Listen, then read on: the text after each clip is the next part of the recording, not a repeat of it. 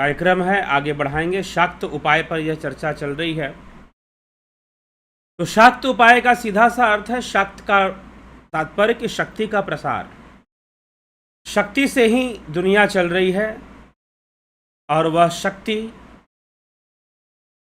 चित्त की शक्ति, प्रकृति की शक्ति, उसी से सब कुछ हो रहा है। तो सारी दुनिया उसी से चलायमान है, सब कुछ उसी से चल रहा है, वही चलाने वाली है। तो इसीलिए शक्ति भी शिव स्वरूप है। तो शक्ति को आधार बनाकर की जाने वाली जो साधनाएं हैं, शक्ति को आधार बनाकर की जाने वाले जो अभ्यास हैं, वह शाक्त उपाय के अंतर्गत आ जाते हैं। ये शाक्त उपाय का विषय हो जाता है। तो मंत्र जो है वह शक्ति का विषय है। संसार में जितने भी स्पंदन हैं, जितने भी वाइब्रेशंस हैं, हमारे मन में उठने वाला एक एक विचार जो है उसमें शक्ति है, वो उसी शक्ति की तरंगे हैं।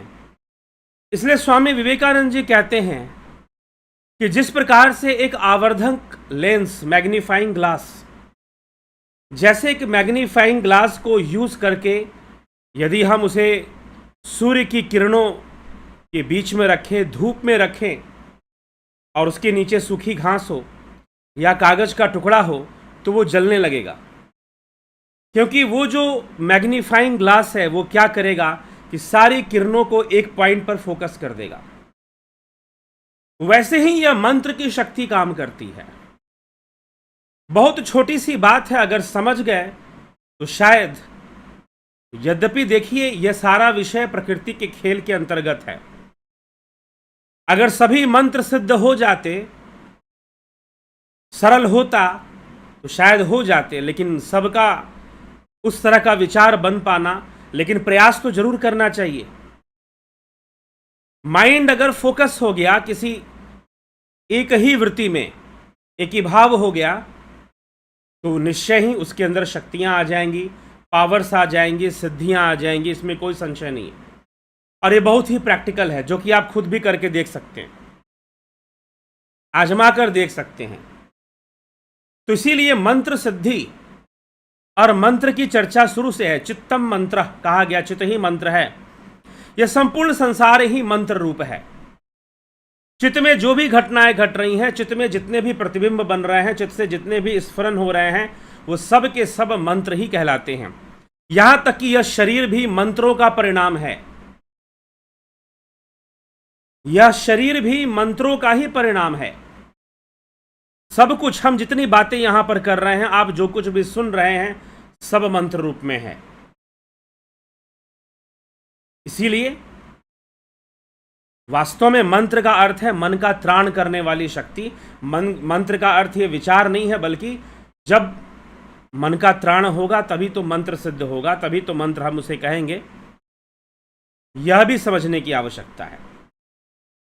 तो इसलिए चित्त को बताया गया, चित्त मंत्र स्वरूप है, मंत्र का स्वरूप चित्त ही है। लेकिन अब आप इसका लाभ कैसे उठाएंगे, किस प्रकार से उठाएंगे, कैसे आप लाभ उठा सकते हैं? तो यहां पर दूसरे सूत्र में शाक्त उपाय, शाक्तोपाय शिव सूत्र का ही ये अंग है। तो शाक्तोपाय में लिखा जा रहा है, क्या लिखा जा रहा है, सूत्र क्या कहता है? दूसरा सूत्र, शाक्तोपाय का दूसरा सूत्र कहता है प्रयत्नः साधकः। प्रयत्नः साधकः, तो मंत्र के अनुसंधान में अंतर प्रयत्न ही साधक है। जो मंत्र के अनुसंधान में लगा है, ध्यान दीजिएगा, जो मंत्र के अनुसंधान में लगा हुआ है वो कौन है? वो साधक है। जो मंत्र को, मंत्र की शक्ति को, मंत्र की फ्रीक्वेंसी को चित्त की गहराई तक पहुंचा देना चाहता है, हमारी चेतना की गहराई तक पहुंचा देगा, तो मंत्र जो है वो सिद्ध होकर शक्तिशाली ढंग से काम करना शुरू कर देता है। तो ये मंत्र की शक्ति काम करती है। तो मंत्र का अनुसंधान करने वाला साधक, उसको साधक कहा जा रहा है, जो मंत्र का अनुसंधान करने वाला है। तो मंत्र साधने यो अंत प्रयत्न स साधकः पुनः पुनः पुनः पुनः रिपीटेडली बाह्य वृत्ति नाम उपसंहरणम शिव तत्वे च संयोजनमेव तासाम प्रयत्न पदेनुच्यते। अर्थात इस मंत्र के अनुसंधान में अंतर प्रयत्न रहने वाला जो अभ्यासी है उसी को साधक कहते हैं। बार बार बाह्य वृत्ति का शिव तत्व में उपसंहार करने का नाम ही प्रयत्न है। बार बार बाह्य वृत्ति का शिव तत्व में उपसंहार, वास्तव में यह जो क्रिया है इसे कहते हैं यज्ञ। भगवान कृष्ण ने क्या कहा है? अब यहां से हम थोड़ी सी गीता समझते हैं, श्रीमद् भगवद गीता। भगवान श्री कृष्ण कहते हैं यथे धांसी समिधोर अग्नि भस्मसात कुरते अर्जुन ज्ञान अग्नि सर्वकर्माणि भस्मसात कुरते तथा। कि जैसे कि यज्ञ में यथे धांसी समिधोर अग्नि, जैसे कि यज्ञ में समिधा भस्म होती है, वैसे ही योगी अपने कर्मों को योग अग्नि में, ज्ञान अग्नि में भस्म करता है, आहुति देता है। वैसे ही बात यहां पर प्रयत्न साधक में बताने की कोशिश की जा रही है कि योगी क्या करता है। एक शांभव योगी, एक शाक्त योगी। अब यहां पर शाक्त योगी की चर्चा चल रही है। शांभव योगी के लिए उद्धमो भैरव कहा गया था, चेतना के लिए उधम करेगा वो। अब यहां पर कहा जा रहा है प्रयत्न साधक, साधक। तो शांभव योग और शाक्त उपाय, शांभव उपाय और शाक्त उपाय का अंतर क्या है? शांभव उपाय थोड़ी सी हाई लेवल की बात है, उन लोगों के लिए बात है जिन्होंने शून्य का अनुभव कर लिया है, जिन्होंने एक शक्ति का अनुभव कर लिया है और वो शिव तत्व के में अपने आप को समाहित करने में, संपूर्ण वृत्तियों को समाहित करने में वो उद्यम कर रहे हैं। उन्होंने चेतना को जान लिया है। लेकिन जो शाक्त उपाय है थोड़ा सा जो नीचे के साधक हैं उनके लिए है, और आणव उपाय जो है बिल्कुल साधारण मनुष्य के लिए है, बिल्कुल साधारण जीव की चर्चा उसमें आ जाती है। फिर तो शाक्त उपाय में कहा जा रहा है प्रयत्न साधक। अब इसमें शब्द भी बड़े सरल मिलेंगे आपको, स्पष्ट है। प्रयत्न साधक, बार बार प्रयत्न करने वाला। किस चीज का प्रयत्न करता है वो? जितनी भी बाहरी वृत्तियां हैं उनको शिव तत्व में समाहित उपसंहार करता है, उपसंहार करता है या स्वाहा करता है, आहुति देता है। महर्षि पतंजलि भी कहते हैं कि जब ध्यान हमारा लग जाता है तो ध्यान की अवस्था में हम एक ही भाव हो जाते हैं और बाकी वृत्तियों, सारी वृत्तियों की आहुति उसी में पड़ जाती है, क्योंकि आपकी जितनी भी एनर्जी है वो सिंगल डायरेक्शन हो जाती है।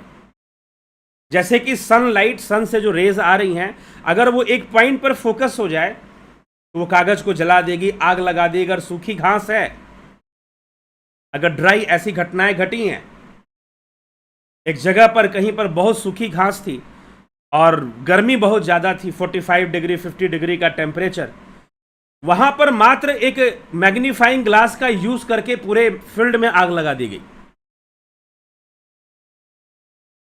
कुछ देर तक मैग्नीफाइंग ग्लास को रखा गया और वो सूखी घासें जलने लगी और देखते देखते उसकी आग फैलने लगी।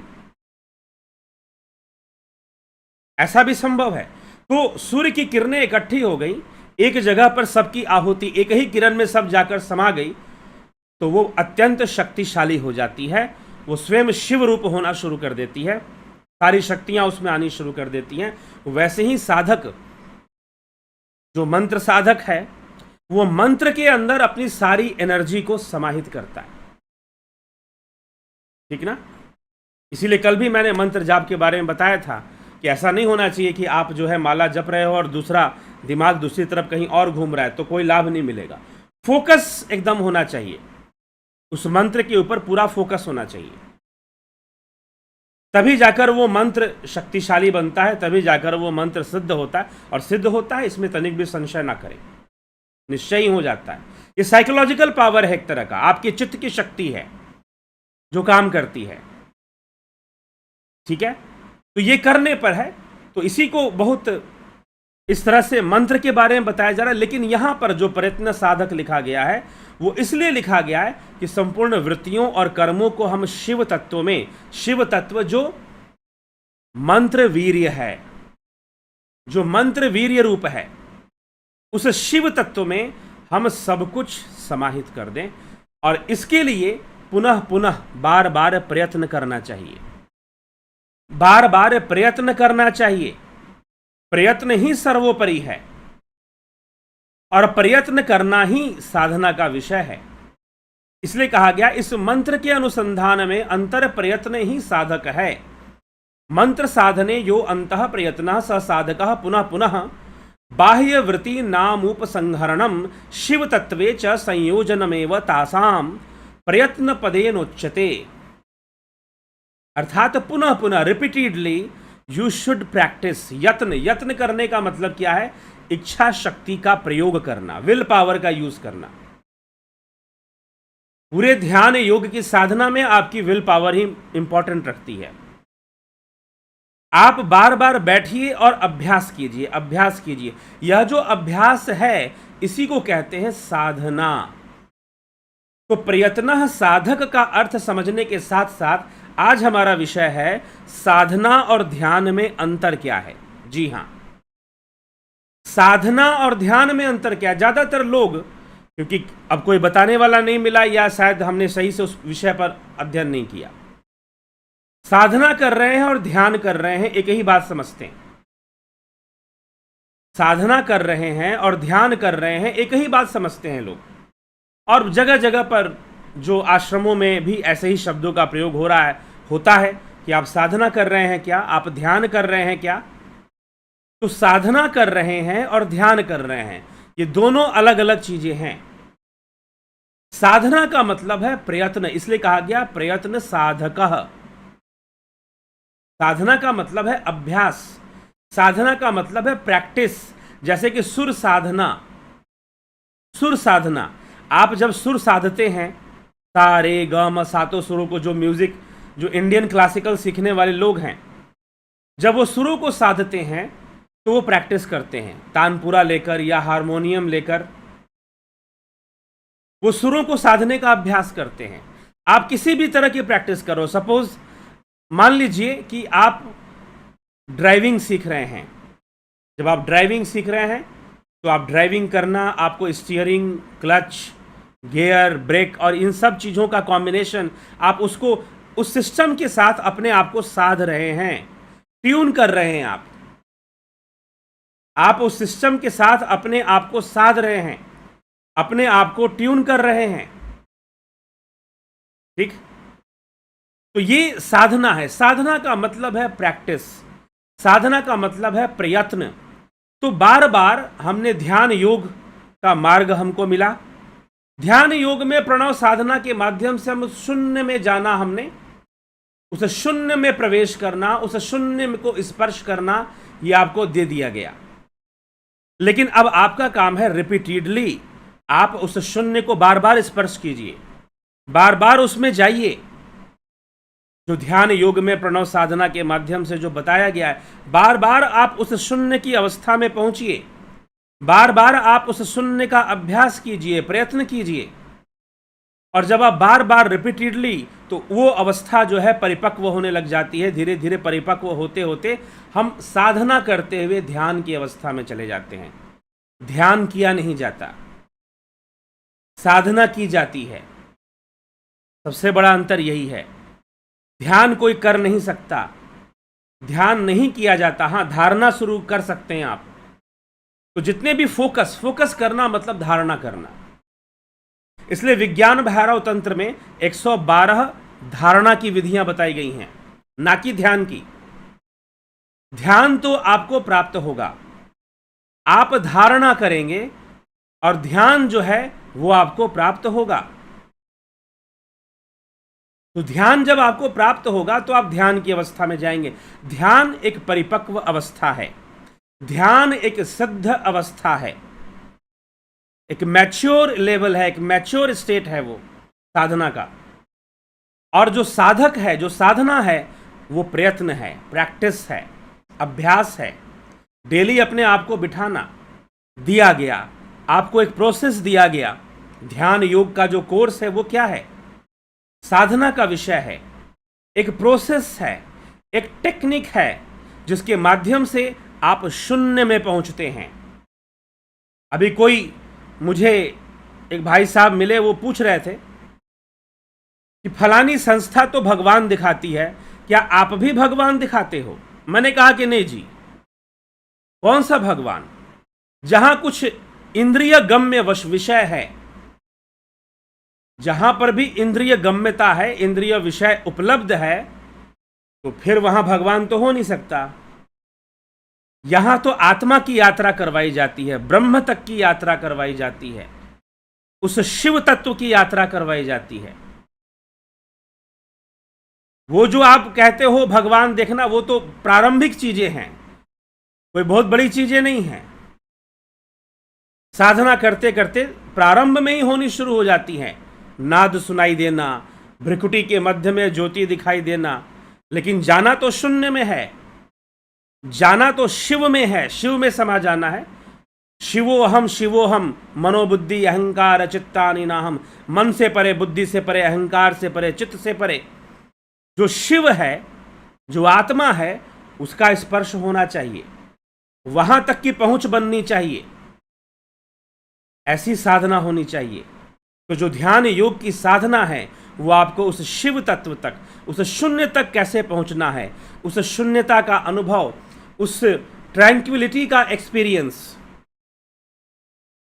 वो परम स्थिरता जो है, जो आनंद की अवस्था है, जहां पर हमारी श्वासें और प्राणों की चंचलता शांत हो जाती है, उस वहां तक पहुंचने की प्रैक्टिस करवाई जाती है ध्यान योग में। ध्यान योग में मात्र भगवान दिखाई देता है, भगवान दिखाई देता है, इसका कोई आडंबर नहीं किया जाता है। उस अवस्था तक पहुंचना, उस शांत अवस्था तक पहुंचना, वहां तक की यात्रा करवाई जाती है। तो यह समझने की आवश्यकता है, और वो बार बार रिपीटेडली, पुनः पुनः, इसी को यहां पर श्लोक में, श्लोक के जो टीकाकार हैं, टीका करते हुए वो संस्कृत में क्या लिखते हैं, यही लिखते हैं कि मंत्र साधने यो अंतः प्रयत्न स साधक पुनः पुनः बाह्य वृत्ति नामुपसंहरणम शिव तत्वे च संयोजनमेव तामाम तासाम प्रयत्न पदेनोच्यते। इस मंत्र के अनुसंधान में अंतर प्रयत्न ही साधक है। अंतर प्रयत्न, यह कोई बाह्य प्रयत्न नहीं है।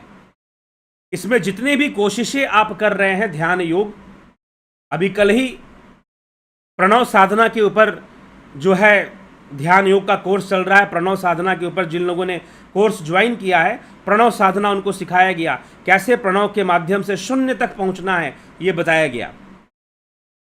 तो एक प्रोसेस दिया गया, पुनः पुनः बार बार उसमें जाने का प्रयासरत रहिए। डेली टाइम दीजिए कि थोड़ा समय हम शून्य में जाएंगे। आपको कैसे शून्य में टिकना है, यह ध्यान योग के कोर्स में सिखा दिया जाता है, बता दिया जाता है। लेकिन आपका काम है कि आपने कोर्स कर लिया, अब आपकी जिम्मेदारी बनती है कि आप डेली प्रैक्टिस में लाइए, उस शून्य की अवस्था में कुछ समय तो बिताइए। पता है लंबा समय नहीं बिता पाएंगे, क्योंकि अभी तो इंद्रियां बहिर्मुखी हैं, बहुत सारी बाधाएं हैं, लेकिन प्रयत्न तो करना पड़ेगा, और दूसरा कोई उपाय भी नहीं है। प्रयत्न साधक अभ्यास वैराग्याभ्याम तन्निरोध, पतंजलि योग सूत्र कहता है। भगवान कृष्ण कहते हैं, असंशयम महाबाहो मनो दुर्निग्रहम चलम अभ्यासेन तू कौन्तेय वैराग्येन च गृह्यते। ये सारी बातें एक जैसी है। शिव सूत्र में कहा गया प्रयत्न साधक, पतंजलि योग सूत्र में लिखा गया अभ्यास वैराग्याभ्याम तन्निरोध। भगवान कृष्ण कहते हैं अभ्यासेन तू कौन्तेय वैराग्येन च गृह्यते। अभ्यास करना, प्रयत्न करना, रिपीटेडली, पुनः पुनः प्रयत्न करना, वो मिला है, आहुति दीजिए। यह एक यज्ञ है। जब आप ध्यान योग में बैठ जाते हैं तो आप एक यज्ञ करते हैं, और यह जो प्रक्रिया है, यह जो टेक्निक है, यह जो फिलॉसफी है अभ्यास की, प्रयत्न की, प्रयत्न साधक, हर जगह लागू होती है। संसार में भी आप कोई चीज सीखते हैं, संसार में भी आप कोई चीज सीखते हैं तो प्रैक्टिस करते हैं, सुर साधना करते हैं म्यूजिक सीखने के लिए, ड्राइविंग सीखने के लिए उसके साथ प्रैक्टिस करते हैं, टाइपिंग सीखने के लिए आपकी उंगलियां जब काफी चलेंगी कीबोर्ड पर तो धीरे धीरे धीरे धीरे सधती जाती हैं, वो सध जाती हैं। निशानेबाजी करते हैं, वहां पर भी आप अपने आप को साध रहे हैं। बस फर्क इतना है कि सारे प्रयास बाह्य प्रयत्न हैं। क्या है? ये सारे प्रयास बाह्य प्रयत्न हैं। और यहां पर शिव सूत्र के शाक्त उपाय में लिखा जा रहा है, अंतः प्रयत्न ही साधक है। मंत्र साधने यो अंतः प्रयत्न स साधकः। पुनः पुनः, रिपीटेडली, बार बार, पुनः पुनः बाह्य वृत्ति ना, जो बाह्य वृत्ति है, बाह्य वृत्ति नाम उपसंहारणम, बाह्य वृत्ति का शिव तत्व में उपसंहार कीजिए, उपसंहार कीजिए। प्रणव साधना के जो 3 स्टेप्स बताए जाते हैं आपको, जो प्रणव साधना जिन लोगों ने कर लिया है वो इस बात को भली भांति समझते हैं, जिन लोगों ने नहीं किया है उनको ज्वाइन करके समझना पड़ेगा। जो 3 स्टेप्स बताए जाते हैं वो क्या है? वो बताए जाते हैं कि आप बाह्य वृत्ति से अंतःवृत्ति हो जाइए, अंतर्मुखी हो जाइए पहले तो, और फिर शून्य को स्पर्श कीजिए, अपने शून्य में जाइए। तो ये ध्यान योग इस तरह से कराया जाता है।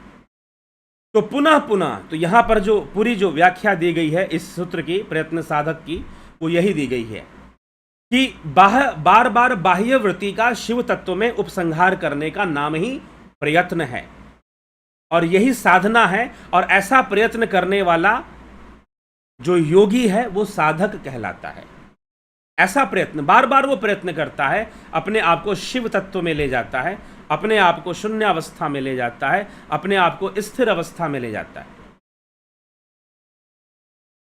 तो बार बार वो ऐसा प्रयत्न करता है, तो ऐसा प्रयत्न करने के कारण वो साधक है। तो ये साधना है। और ध्यान क्या है? साधना और ध्यान में यही अंतर है। ये साधना है और ध्यान है इसकी परिपक्वता, इसकी परिपक्व अवस्था ही ध्यान है। जब इसमें परिपक्वता आ जाएगी, जब हम अंतर्मुखी होना शुरू कर देंगे और बाह्य वृत्तियों से बड़ी आसानी से टूट जाएंगे, वो ज़्यादा इंटरफेयर नहीं करेंगे। अभी तो बहुत सारे, क्योंकि बहुत सारे इमोशंस, बहुत सारे फीलिंग्स जो है हमें डिस्टर्ब करती है, हमारी एनर्जी को हर्डल पैदा करती हैं हमारी एनर्जी में। लेकिन जब अच्छा प्रयत्न होगा, रिपीटेडली आप डेली बैठेंगे, ये अभ्यास करने से होगा। कोई सोचेगा साइकिल आपको सीखना है, साइकिल चलाना है, और बैठेंगे और पहली बार में चला लेंगे, संभव नहीं है। जो भी साइकिल चलाता है 1 2 बार 3 बार 4 बार तो गिरता ही है, वो 2 3 बार वो गिरता ही है, और गिरने के बाद वो सीखता है। तो इसीलिए योगी को भी बार बार अभ्यास करते रहना पड़ता है। कभी कभी उसे लगेगा कि साधना बहुत अच्छी हो रही है, बहुत मन लग रहा है, एकदम शून्य में चले जाते हैं, अच्छा लग रहा है, लेकिन अचानक कभी कभी लगेगा कि भाई उसका मन अब ठहर नहीं रहा है, मन अब भाग रहा है, मन नहीं साथ दे रहा है। अरे ये क्या हुआ? साधना तो अच्छी चल रही थी, अचानक से ऐसा समय कैसे आ गया? ये कैसे होने लगा? जी हाँ, अनेकों कर्म संस्कार, बाह्य वृत्ति इतनी कमजोर नहीं है, वो अपनी पूरी ताकत लगा देती है, पूरी सेना लेकर खड़ी हो जाती है। जैसे बुद्ध के सामने मारा की पूरी सेना खड़ी हो गई थी, उनको ध्यान से बाहर निकालने के लिए, रोकने के लिए। वैसे ही प्रत्येक साधक का, प्रत्येक योगी के जीवन का संघर्ष है। मात्र अर्जुन के लिए नहीं है कि अर्जुन कहता है असंशयम महाबाहो मनो दुर्निग्रहम चलम, इसमें कोई संशय नहीं है महाबाहो की मन चंचल है। अर्जुन कहता है, ये तो भगवान कृष्ण समझाते हैं, लेकिन अर्जुन कहता है चंचलम ही मना कृष्ण प्रमाथि बलवदृढ़म तस्याहम निग्रह मन्ने वायुरीव सुदुष्करम, कि हे केशव, हे कृष्ण, यह मन बहुत ही चंचल है, वायु के समान है यह मन, यह मन बहुत ही चंचल है, यह वायु के समान है। और इसका निग्रह करना, जैसे कि हवा को बांधना हो, हवा को कोई बांध नहीं सकता, वैसे ही इसका निग्रह करना भी बड़ा कठिन है।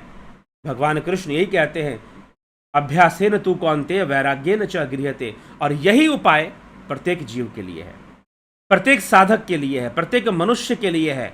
अभ्यास करना पड़ेगा, साधना करनी पड़ेगी, प्रैक्टिस करनी पड़ेगी, प्रैक्टिस करनी पड़ेगी। लेकिन आजकल कुछ ऐसे भी लोग हैं जो ऐसे गुरु जी की तलाश में लगे रहते हैं कि भाई गुरु जी कृपा कर देंगे और सब हो जाएगा, चुटकी बजाएंगे और मोक्ष हो जाएगा। अरे शास्त्र तो कहते हैं ना कि भाई गुरु तो मुक्ति दे ही देगा, तो गुरु जी बना लेते हैं कोई हम भी।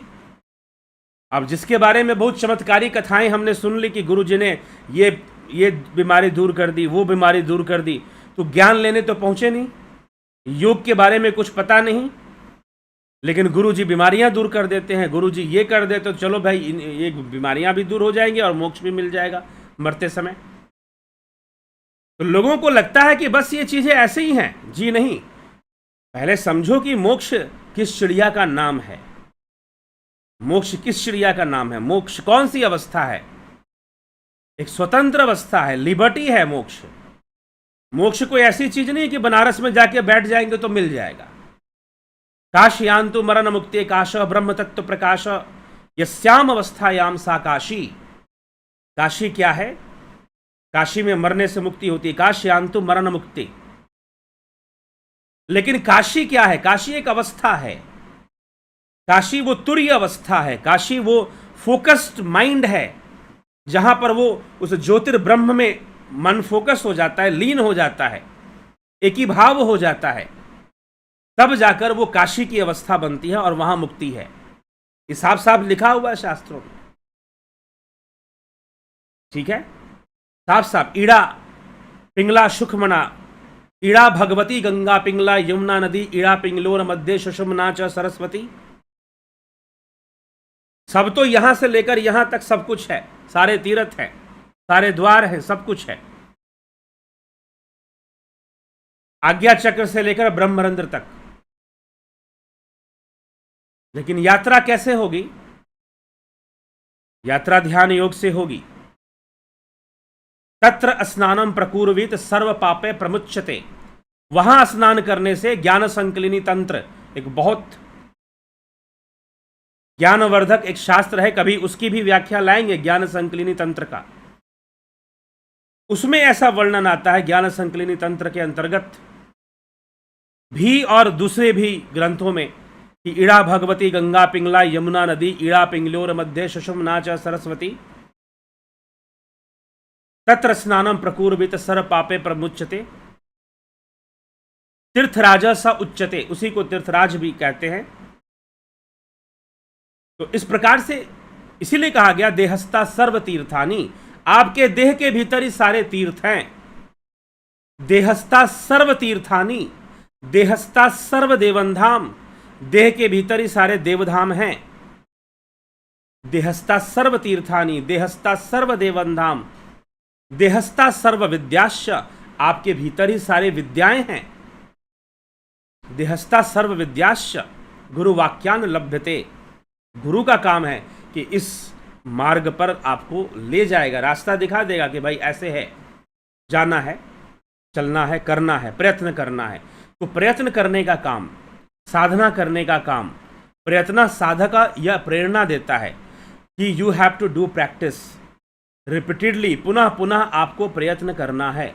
अपनी इच्छा शक्ति का प्रयोग, साधना में बैठने का मन नहीं करता तो अपने विल पावर का यूज कीजिए, आप अपने आप को बिठाइए, क्योंकि यह आपके जीवन को बेहतर करेगा। यदि आप सही भावना और सही ज्ञान के साथ साधना करते हैं, अंधविश्वास में नहीं, देखा देखी में भी नहीं, किसी चमत्कार के लालच में भी नहीं, एक इसके विज्ञान को समझना है, इसके प्रोसेस को समझना है। और फिर जब आप साधना करते हैं, अब साधना आप शिव तत्व में लीन होने के लिए करेंगे या संसार में मंत्रों को सिद्ध कर कर कुछ सिद्धि प्राप्ति के लिए करेंगे, वो एक अलग बात है, लेकिन अभ्यास तो करना पड़ेगा। यहां पर जो प्रयत्न साधक लिखा जा रहा है वो शिव तत्व में बाह्य वृत्तियों का उपसंहार करने की बात। उपसंहार, बाह्य वृत्तियों का उपसंहार क्यों लिखा गया है? उपसंहार का क्या अर्थ है? एक होता है संहार और एक होता है उपसंहार। संहार कहने का मतलब कि उसका लय हो जाना, उसका प्रलय हो जाना, उसको खत्म हो जाना। वो भगवान शिव संहार करते हैं, भगवान विष्णु अवतार लेते हैं और राक्षसों का संहार, रावण का संहार कर दिया, कंस का संहार कर दिया, कई राक्षसों का संहार, उनका वध किया। तो उपसंहार, बाह्य वृत्तियों का संहार ही उपसंहार है, क्योंकि अभी अंतःवृत्तियां हैं, अभी अंतःकरण तो है। बाह्य इंद्रियां और अंतः इंद्रियां, इंद्रियां भी दो होती हैं, तभी तो आप स्वप्न देखते हो। स्वप्न में भी आप बहुत कुछ देख पाते हो, वहां भी तो इंद्रियां, जो बाह्य इंद्रियां हैं वो सो गई, लेकिन जो सूक्ष्म इंद्रियां हैं, अंतर में सूक्ष्म इंद्रियां वो कार्यरत रहती हैं। तो उपसंहार होता है, वृत्तियों का उपसंहार होता है। इसलिए यहां पर लिखा गया पुनः पुनः बाह्य वृत्ति, पुनः पुनः बाह्य वृत्ति नाम उपसंहरणम। शिव तत्वे, शिव तत्व में संहार करना है, अर्थात लय करना है, उस शून्य की ओर चले जाना है, उस ब्रह्म, उस मंत्र वीर्य को प्राप्त हो जाना है, अनुभव कर लेना है। तो ये इस तरह से इस बात को समझाया गया है। तो टोटल जो यहाँ पर जो प्रयत्न साधक की जो सबसे बड़ी प्रेरणा है इस सूत्र की, कि आपको प्रैक्टिस करना पड़ेगा। थ्रू प्रैक्टिस आपकी जो एनर्जी है, आपकी जो पावर्स हैं, वो धीरे धीरे धीरे धीरे डेवलप होती जाएंगी। और ये बताया जाता है कई बार साधना करने में कि हाँ, आपके अंदर ऐसी चीज़ें आनी शुरू हो जाती हैं, आपका इंट्यूशन पावरफुल बढ़ना शुरू हो जाता है, और आप शांत होते हैं तो व्यक्तित्व में भी विकास होता है। साथ में ध्यान योग करने से व्यक्तित्व का विकास भी होता है, पर्सनालिटी की डेवलपमेंट भी होती है। जब आप ध्यान योग करते हैं आपकी पर्सनालिटी भी डेवलप होती है, आप फोकस करते हैं। हाँ, लेकिन यह बात में भी कोई संशय नहीं है कि इसको करने के लिए, हालांकि पहले एक समय में मैं मानता था कि कोई भी करेगा तो उसको शक्ति मिलेगी, वो मिलेगी, लेकिन प्रत्येक व्यक्ति की अवस्था अलग अलग होती है। इसीलिए कोई जानकार व्यक्ति की आवश्यकता है कि अगर मार्ग में बाधा आ जाए, क्योंकि मार्ग में बाधाएं भी आती हैं, जी हाँ, बाधाएं भी आती हैं। कई लोगों की एनर्जीज इम्बैलेंस हो जाती हैं, चक्रास की। तो अगर कोई सही से बताने वाला नहीं है, गाइड करने वाला नहीं है, तो वहां बहुत प्रॉब्लम आ सकती है। तो इस बात का तो महत्व है कि इसको सही से करने के लिए अगर किसी ऐसे व्यक्ति का जिसने खुद कर लिया है उसकी गाइडेंस मिल जाए, तो फिर आप निश्चय ही बहुत सारी सूक्ष्म विषयों को समझ पाएंगे। और कोई भी ऐसी घटना, अगर कुछ भी अनुभूति होती है तो आप समझ पाएंगे कि अनुभूति सही है कि नहीं है, कुछ गलत डायरेक्शन में तो साधना नहीं जा रही है, ये भी समझ पाएंगे। क्योंकि मन है, आप नहीं जानते, मन अभी वास्तव में जो व्यक्ति योग नहीं करता, सुनिए ध्यान से, जिसने ध्यान योग नहीं किया है, जो आजकल मेडिटेशन बोलते हैं हम इसको, जो ध्यान योग नहीं करता, जो ध्यान का अभ्यास नहीं कर रहा है, साधना नहीं कर रहा है, उसको नहीं पता कि मन क्या चीज होती है, मन की शक्ति कैसे कैसे काम कर सकती है। लेकिन जो योग करेगा वो धीरे धीरे समझ जाएगा कि मन कितनी बड़ी चीज है, कैसी कैसी प्रॉब्लम आपके सामने ला सकता है, कैसी कैसी चीजें आपके सामने खड़ा कर सकता है, इसका अंदाजा आप नहीं लगा पाएंगे। ठीक है, तो इसीलिए इस बात का महत्व होता है कि कोई हमें ऐसा व्यक्ति बताए जो जानता है और जिसने अभ्यास किया है, तो वो भी हमें अभ्यास करना बताए। जी हाँ, महत्व होता है इस बात का। लेकिन अब इस विषय को, इस आवश्यकता को, ये एक आवश्यकता है बिल्कुल, कि हमें कोई ऐसा व्यक्ति बताए जिसने खुद कर कर जान लिया है, समझ लिया है, वही तो बताएगा ना। जो रास्ते से गुजरा है वही तो रास्ते के बारे में बताएगा, और कौन बताएगा। लेकिन अब यहीं पर आवश्यकता हो जाती है गुरु की। हम कहते हैं कि हमें गुरु चाहिए, परंतु इस विषय को, इस गुरु के विषय को इतना आडंबर रूप दिया जा चुका है आज के समय में, और कुछ लोग विशेषकर कई बार गांवों में इतनी औपचारिकता भरी हुई है, गुरु बनाना एक औपचारिक कार्य हो गया है, एक फॉर्मेलिटी हो गई है। इसीलिए मैं बार बार यहां पर बोलता हूं कि भैया हमको गुरुजी मत बोला करो, हम ऐसे ठीक हैं।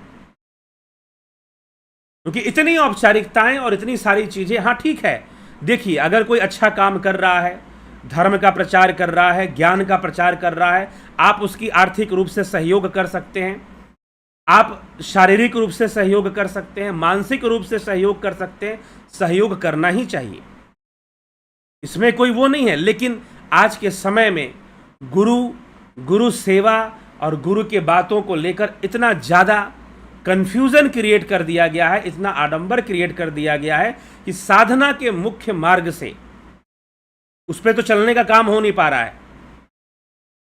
साधना के मुख्य मार्ग पर चलने का तो काम हो नहीं पा रहा है, कुछ और ही चीजें शुरू हो जाती हैं, कुछ और ही माहौल बनना शुरू हो जाता है। ठीक है, कुछ और ही माहौल बनना शुरू हो जाता है, तो उसी से फिर दुख होता है। हाँ, इसमें कोई संशय नहीं है। मीराबाई कहती हैं कि ऊंची नीची राह लपटेली मोह चढ़े हो ना जाए, पिया दूर बसे मारो झीणो सुरत झकोला खाए। जो मेरी सूरत है, जो मेरा ध्यान है, वो डिस्टर्ब होता है। ऊंची नीची, हाँ, रास्ता बहुत सिंपल नहीं है। ये साधना का मार्ग बहुत सिंपल नहीं है। अगर सारा जीवन करने की अगर आपने ठान ली है तो मन कई तरीकों से काम करेगा, मन कई तरह के संशय, कई तरह के डिस्टर्बेंस पैदा करेगा। इसीलिए इस विज्ञान को समझाया जा रहा है। अगर आप बेसिक साइंस को समझ जाते हैं, मंत्र जाप के, साधना के, तो आप भी समझ जाओगे कि प्रैक्टिस का कितना इंपॉर्टेंस है। हमें डेली बैठना चाहिए। ध्यान योग में वो जो शून्य की अवस्था तक पहुंचने की जो विधि बताई गई है, टेक्निक बताई गई है, उसे डेली प्रैक्टिस में रखना चाहिए। जब मिला हुआ है तो कुछ देर बैठकर शून्य के साथ बिताओ। ध्यान योग जो आपको मिला है, ये कोई साधारण चीज नहीं मिली हुई है। ये असाधारण विषय है और असाधारण दान है। आप कितना अभ्यास कर पाते हो, कितना उस शून्य में जाकर बैठते हो, कितना समय दे पाते हो, कुछ तो दो, थोड़ा सा तो प्रतिदिन दो। जब आप ध्यान योग का कोर्स कर लिया है तो प्रतिदिन समय दीजिए और अभ्यासी बनिए, प्रयत्न कीजिए, साइंटिफिक वे में बातों को समझिए, एक सिस्टमैटिक वे में बातों को समझिए। कोई आडंबरी नहीं कि गुरु जी प्रसन्न हो जाएंगे तो कोई देवता ऊपर प्रसन्न हो जाएगा, तो कोई जी नहीं। आपको उस शून्य तक पहुंचना है, आपकी सारी शक्तियां जागृत हो जाएंगी। कोई गुरु जी कुछ डाल देंगे आपके अंदर, गुरु का काम है मार्ग दिखाना, गुरु का काम है पुल बांधना। ने पुल बांध दिया, आपको कनेक्ट कर दिया उस चीज से कि जाओ भाई, उस अवस्था में पहुंचो, साधना करो, शून्य में पहुंचो। आपका काम है डेली बैठना, पुनः पुनः बाह्य वृत्तियों का उपसंहरण करना, मतलब बाहर से अपना कनेक्शन तोड़कर भीतर में जाकर अंदर में उस शून्य का अनुभव करना। ये आपका काम है, ये प्रैक्टिस आपको करना है, बस इतना ही कार्य है। और कोई जो है, लेकिन आज के समय में आडंबर गुरु और मुख्य साधना, मुख्य पद्धति जो जेन्युइन प्रैक्टिसेस हैं, जो सही है, उससे लोग टूटकर कुछ और में लग जाते हैं।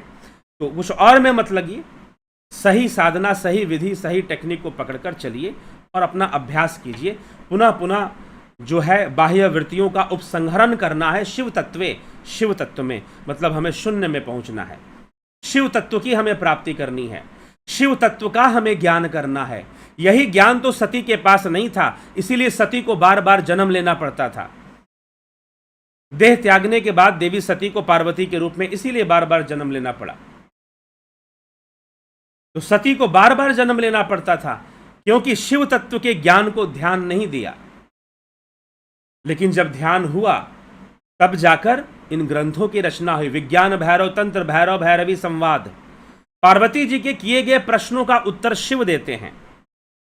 उसी को विज्ञान भैरव तंत्र में लिखा गया, भैरव भैरवी संवाद के रूप में प्रस्तुत किया गया। तो इस प्रकार से इन बातों को हमें समझकर प्रैक्टिस के इंपॉर्टेंस ऑफ प्रैक्टिस, पुनः पुनः बैठने का जो अभ्यास है, शून्य में जाने का जो अभ्यास जो आपको बताया गया है, टेक्निक दी गई है, उसका अभ्यास करना पड़ेगा, प्रैक्टिस करना पड़ेगा। तब जाकर जो अंतर में जो आपकी शक्तियां विकसित होंगी, वो शक्तियां ही वास्तविक शक्तियां होंगी। आनंद का अनुभव होगा, आत्मानंद, आनंदमय कोश उसे कहा गया, पंचमय कोशों में आनंदमय कोश। तो ये सारी बातों को प्रैक्टिस का बहुत महत्व है, प्रैक्टिस की बहुत इंपॉर्टेंस है। ऐसे ही कृष्ण ने नहीं कह दिया अभ्यास करना पड़ेगा, ऐसे ही पतंजलि ने नहीं लिख दिया अभ्यास वैराग्याभ्याम तन्निरोध। और प्रयत्न साधका, बार बार प्रयत्न करने वाला ही साधक कहलाता है। यही साधना का विषय है और इसी साधना से ध्यान की अवस्था प्राप्त होती है।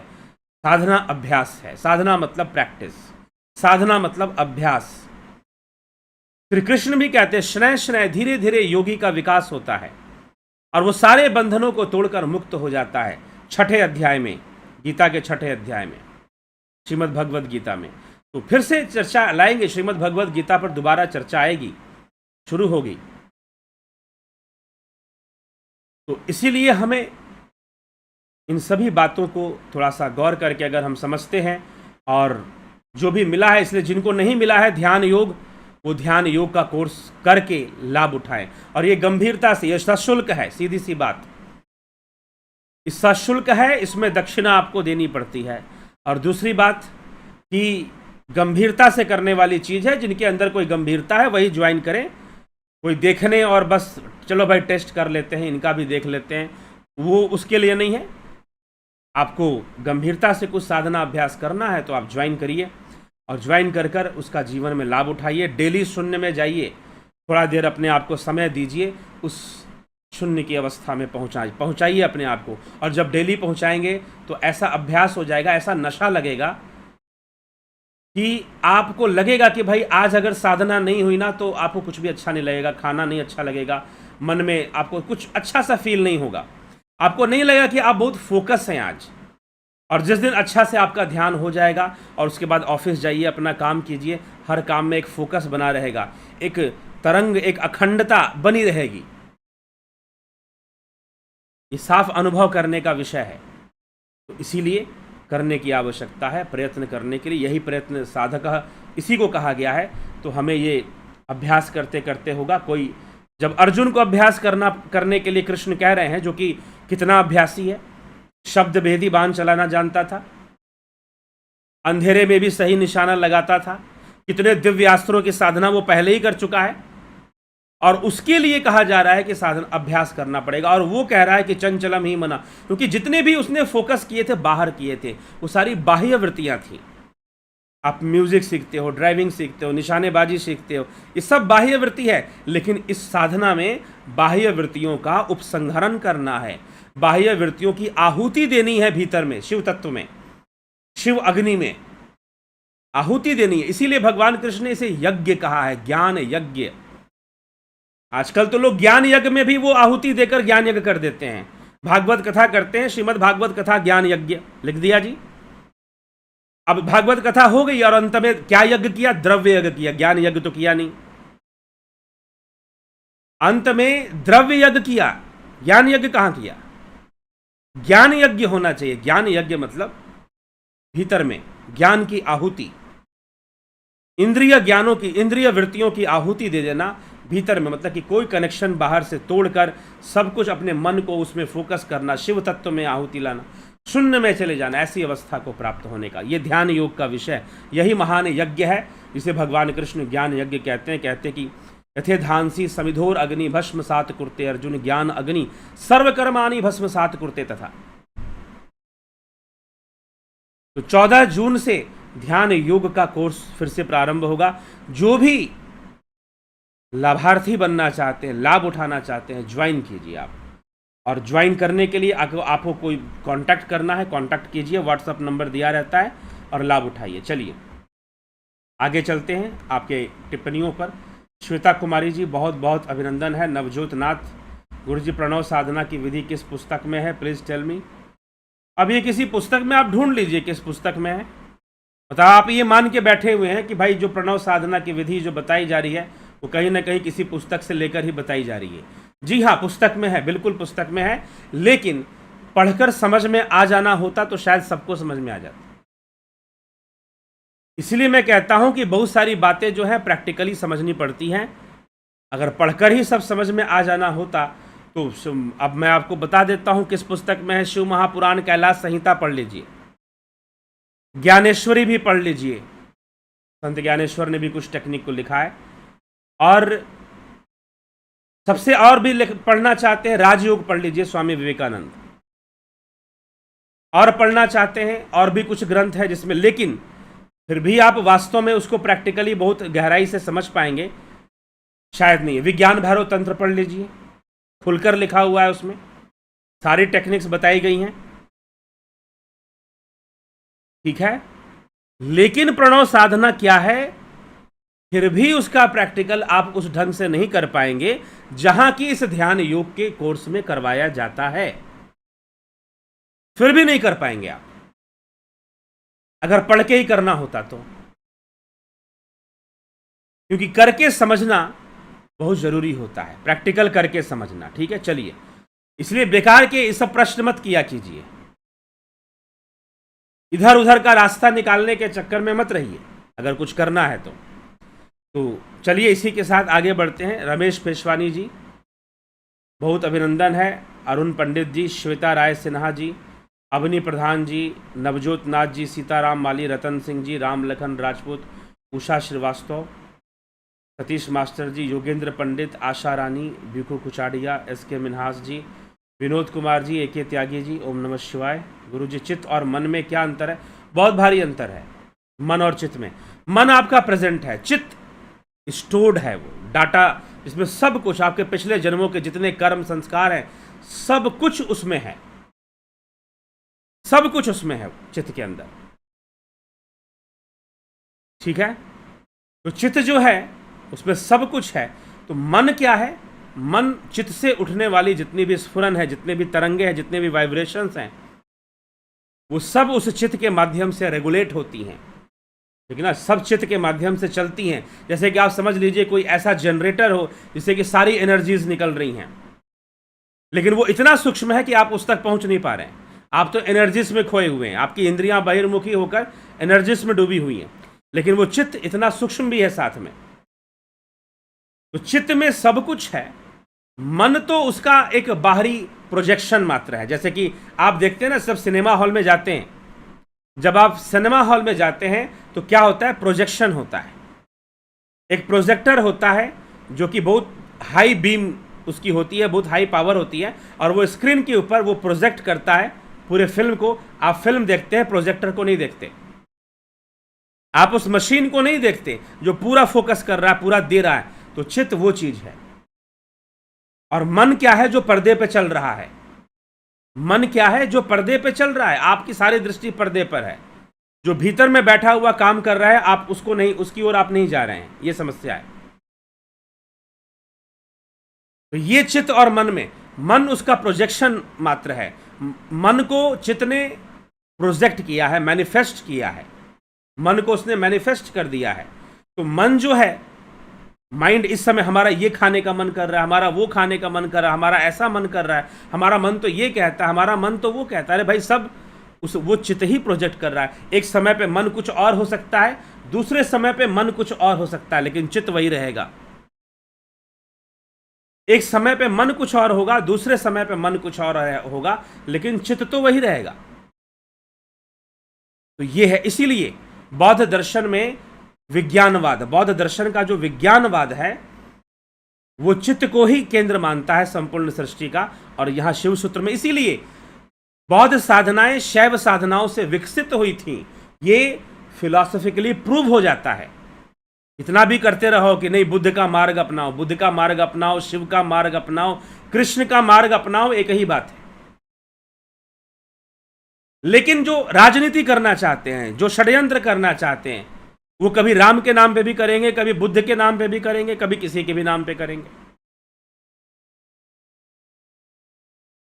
ठीक है, कोई महावीर के नाम पे शुरू कर देगा।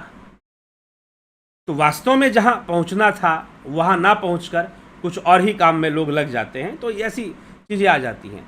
तो वही चीजें हैं, वही बातें हैं, इसे हमें समझना है जब हम पूरी तरह से। इसीलिए दार्शनिक विषयों का प्रचार नहीं है। अगर सही से लोगों को फिलॉसफी, जिसे भारतीय दर्शन कहते हैं, भारतीय दर्शन में षट दर्शन आ गया, जैन दर्शन आ गया, बौद्ध दर्शन आ गया, अगर सही से इनका गहन अध्ययन हो तो हमें सब प्रमाणित हो जाएगा कि चीज़ें क्या कहना चाहती हैं, क्या बताना चाहती हैं, कितना भेद है, कितना भेद नहीं है, किस पक्ष में बातें हो रही हैं। ये सारी चीज़ें हमें समझने की चीज़ें हैं। तो इसीलिए कंफ्यूज नहीं करना है कि बुद्ध कोई अलग मार्ग दिखाते हैं, शिव कोई अलग मार्ग दिखा रहे हैं, शंकराचार्य कोई अलग, ऐसा कोई बात नहीं है। उपासना का मार्ग जहां भी आएगा, जहां आत्मा की बात होगी, जहां चित्त की बात होगी, वहां पर योग सूत्र, बुद्ध का सूत्र एक जैसा आपको लगेगा। तो चलिए आगे हम चलते हैं। सुनिधि पाठक जी, बहुत अभिनंदन है। अशोक रावल जी, राम गोपाल जांगीर जी, उदयपुर से, सर जी मैं ध्यान की ऑनलाइन क्लास लेना चाहता हूं, आपके उसमें आ रहा है कि कार्ड से पैसा जमा होगा, उसका क्या है? आप संपर्क कीजिए। क्या, देखिए सुनिए, एक बार नहीं कितनी बार रिपीटेडली यहां पर बोला जाता है contact on the number, that's all. ठीक ना? आपको कांटेक्ट करना है फोन नंबर पर। ये कई बार मैं बोल चुका हूं, कई बार मैं बताता हूं, डेली बताता हूं। तो वहां पर क्या आ रहा है, कहां पर आ रहा है, आपको YouTube पर जाकर ज्वाइन नहीं करना है, सीधी सी बात। आपको YouTube पर जाकर ज्वाइन नहीं करना है, आपको संपर्क करना है। नहीं तो नंबर देने की जरूरत क्या है? मैं डेली नंबर क्यों देता हूं? कल भी मैंने नंबर दिया था, परसों भी मैंने नंबर दिया था कि जिनको कोर्स ज्वाइन करना है आप इस व्हाट्सएप नंबर पर, तो आप नंबर पे संपर्क कीजिए और नंबर पे संपर्क करके आपको पूरा डिटेल दिया जाएगा कि कोर्स की ज्वाइनिंग कैसे होगी। आपको पूरा डिटेल दिया जाएगा कि कोर्स की ज्वाइनिंग कैसे होगी। आप वहां पे कोर्स ज्वाइन करेंगे, ना कि आप यूट्यूब पे, क्योंकि यूट्यूब पर देखिए, यूट्यूब पर चलता है मंथली सब्सक्रिप्शन, वो 1 महीने के लिए फिक्स होता है, और यहां पर कोर्स की फी पूरे कोर्स के लिए होती है। हम जो फीस लेते हैं आपसे वो पूरे कोर्स की होती है, ना कि 1 महीने की होती है। तो वहां पर देकर आप फंस सकते हैं, इसलिए वहां पर ज्वाइन नहीं करना है। तो आपको संपर्क करना है, संपर्क कर आपको सारा डिटेल मिल जाएगा। बैंक अकाउंट नंबर दे दीजिए, सारा डिटेल आपको मिल जाएगा। आपको सारा डिटेल मिल जाएगा, तो आप वहां पे ज्वाइन कर लीजिएगा। ठीक है? हाँ रामगोपाल जी, आप संपर्क फोन नंबर पे संपर्क कर लीजिए। अभी मैं लास्ट में जाते जाते फ़ोन नंबर दोबारा दे के जाऊँगा, नहीं तो ऊपर में वहाँ पर चैनल 8 में भी और फिर नीचे डिस्क्रिप्शन में भी फ़ोन नंबर दिया होता है। अजीत अपराजित जी, गणेश आम्बेकर जी, अरिदमन सिंह जी, राम सिंह कश्यप, मनीष यादव जी, पंकज सोनी, राजू पाल, विनोद कुमार शर्मा, रामविलास जी, जय भारत, दयानंद जी, उत्कर्ष तिवारी 1988, सरोज कृष्णानी, जय भारत, रमेश यादव, काशीनाथ जी, रजनीश कुमार जी, सोमू, जयंती दत्ता, AK भट्ट, ओम नमः शिवाय, सूरज गुरुजी, रेगुलर स्टडीज़ के साथ साथ वेदांत का अध्ययन को कैसे बैलेंस करें? करिए धीरे धीरे वेदांत को अध्ययन। विवेक चूड़ामणि को सुना कीजिए, विवेक चूड़ामणि की पूरी प्लेलिस्ट है, अध्ययन करिए। मोहन रावत जी, अशोक गोयल जी, मिथिलेश सिंह जी, उदय शंकर जी, जय श्री कृष्ण गुरु जी। मोक्ष के बाद भक्ति है या भक्ति के बाद मोक्ष है? आप खुद ही बताइए कि क्या होना चाहिए। मोक्ष के बाद भक्ति, भक्ति का अर्थ क्या है? भक्ति शब्द का अर्थ क्या है और मोक्ष शब्द का अर्थ क्या है? अगर ये दोनों अर्थ समझ में आ जाएंगे तो भाई समझ में आ जाएगा। भक्ति का मतलब है जुड़ना, और जब पूरी तरह से जुड़ गए तो मोक्ष हो गया। विभक्ति का अर्थ अलग हो जाना। नरसाराम जी, योगी टेक, SP सैनी जी, राकेश मराठे जी, मिथिलेश सिंह जी। छांदोग्य उपनिषद प्लेलिस्ट में नहीं दिख रहा है, नहीं है, होगा, छांदोग्य उपनिषद होगा, ठीक ना। लेकिन छांदोग्य उपनिषद बहुत बृहत होने के कारण और उसमें उसका जो पदार्थ संबंध में आने के कारण उसे एक जगह पर छोड़ा गया है, ठीक है। लेकिन प्लेलिस्ट तो होना चाहिए, छांदोग्य उपनिषद मिल जाएगा आपको। कमल प्रजापति जी, माधुरी कोल्हे जी, सूरज जी, अद्वैत वेदांत पर कोर्स आने में समय है, अगस्त के बाद आएगा। अगस्त महीने के बाद कोई भी नया कोर्स इंट्रोड्यूस होगा अभी, तो आफ्टर द मंथ ऑफ अगस्त। कई लोग एस्ट्रोलॉजी के कोर्स के लिए भी पूछते हैं, लेकिन अभी इतना समय नहीं निकाल पाते हैं, तो अगस्त के बाद कोर्सेज इंट्रोड्यूस होंगी, अभी नहीं होने वाली। अगस्त सितंबर तक, अक्टूबर तक कोर्सेज इंट्रोड्यूस होंगी, ठीक है। ये जरूर आएगा, वेदांत के ऊपर नहीं, पूरा षड दर्शन पे आएगा कोर्स, ताकि हम सनातन धर्म को उसकी और साधारण भाषा में आसान, जिससे कि इजीली कॉन्सेप्ट क्लियर हो, वो किताबों की भाषा में नहीं, जो टेक्स्ट बुक्स होती हैं फिलॉसफी की उसकी भाषा में नहीं, सिंपल लैंग्वेज में, ताकि कॉन्सेप्ट आसानी से क्लियर हो, समझ में आ जाए, वैसे कोर्सेज तैयार किए जाएंगे पूरी की पूरी जो है। लेकिन आफ्टर मंथ ऑफ अगस्त ही अब आएगा, जो भी आएगा। रामविलास जी, इन सर हम चरित साधना अमृत लगा कर करते हैं, परंतु कर्म करते समय ध्यान को कम कर्म पर होता है और श्वासों पर उतना नहीं, क्या यह चलित साधना माना जाएगा? जी हाँ, करिए। भिखू कुचाड़िया जी, सुनील राजभर जी, श्वेता राय सिन्हा, सर क्या साधना से अपने इंडिविजुअल चित्त को पूरी तरह जान सकते हैं? क्योंकि चित्त हैज़ डेप्थ लाइक ओशन। हाँ, जान सकते हैं, बिल्कुल जान सकते हैं। शंकर गौर, क्या दृष्टा का दृष्टा चित्त तक पहुंच सकता है? दृष्टा का दृष्टा, दृष्टा का दृष्टा क्या? दृष्टा का दृष्टा स्वयं वो आत्मा है। चित्त तक क्या पहुंचना है? चित्त है ही उसके कारण। नंबर भेज दीजिएगा सर। जी राम गोपाल जी जरूर भेज देंगे। सी पांडे जी, विष्णु चंद्र मौर्य जी,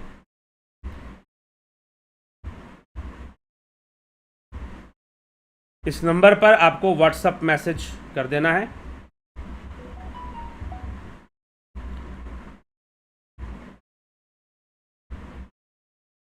और व्हाट्सएप मैसेज कर कर आपको लिख देना है कि मुझे ध्यान योग का कोर्स करना है, तो आपको सारा डिटेल वहां दे दिया जाएगा।